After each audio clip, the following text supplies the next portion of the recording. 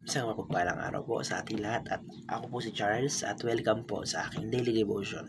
Sa araw na ito, ito ang huling parte na The Power of Forgiveness. And sa araw na ito, ating tatalakayin ang talatang Matthew chapter 18 verse 23 to 35. So masyadong mahaba tong verse na to, kaya isa-summarize ko na lang na meron isang alipin na nagkakautang ng 15,000 denotes, denotaryo. So ang isang denotaryo ay nagkakahalaga ng 15 years na araw, 15 years of working days. So biruin mo na lang gaano kalaki yung 15,000, gaano kagrabe yung 15,000 na denotaryo. So ayun, ganun kalaki yung utang niya. 15,000 working days times 10,000 pa. So yun, ganun kagrabe yung utang niya. And one day, lumapit siya sa Panginoon and lumuhod siya and humingi siya ng kapatawaran na, Lord, hindi ko kayang bayaran yung utang ko, patawarin niyo ako. So ganun, sabi niya, nagbakaawa siya ganun, and ang ending, binatawad siya ng Panginoon. Tapos paglabas niya, nakasalubong niya yung lalaking nagkakautang sa kanya ng 100 something.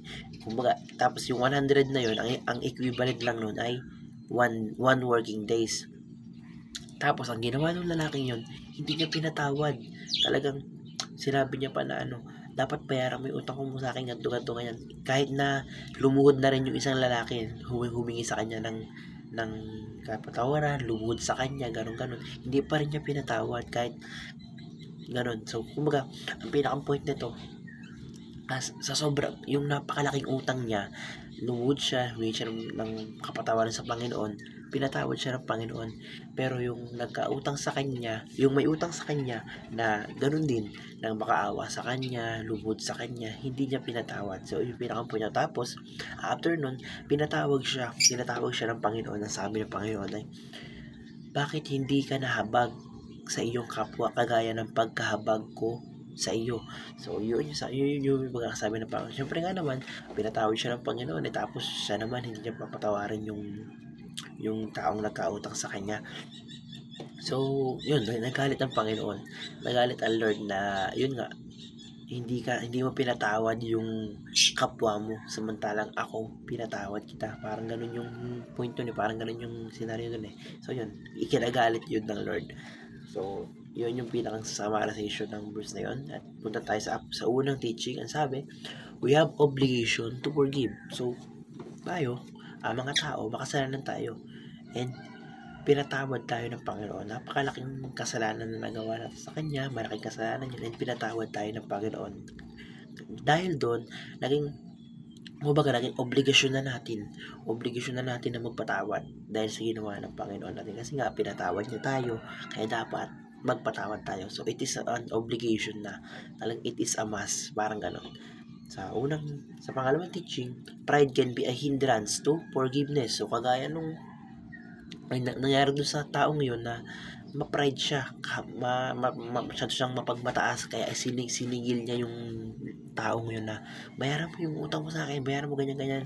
So kumbaga, naging hindrance yun naging sagabal yun para patawarin niya na lang sana yung taong yun. Kung wala siyang pride, kung hindi siya ma-pride, sana pinatawad niya na lang kaagad yung lalaking yun.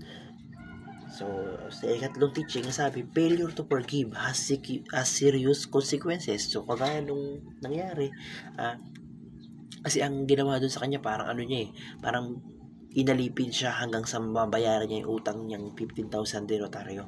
So, yun, sabi daw, failure to forgive has a serious consequence. So, yun daw, kapag daw tayo ay hindi nagpapatawad, or kapag daw tayo ay hindi nakapagpatawad, yun daw ay may kapalit na consequence, yun daw ay may kapalit na parusa, ganun sa ating Panginoon. So dapat daw magpatawad tayo. Punta tayo sa application. Sa unang application,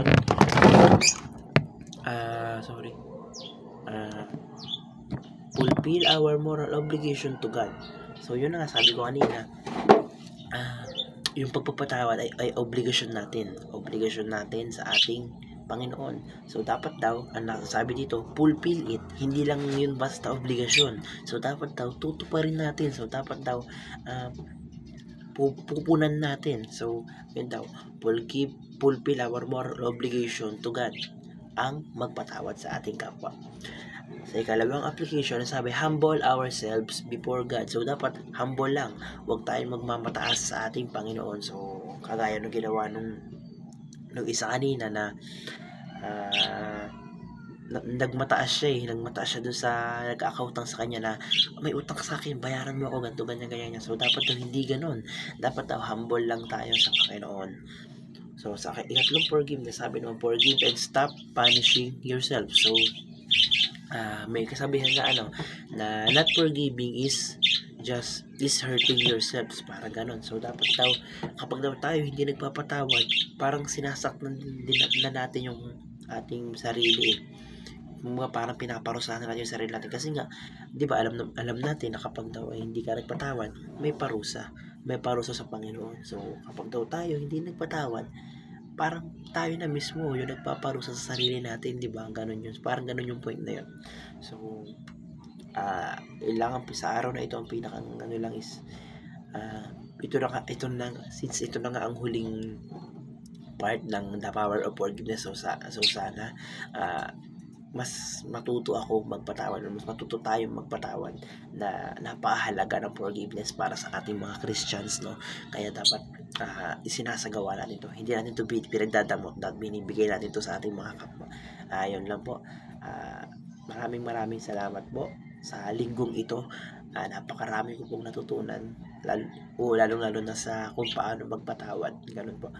Thank you po, and glory to God po.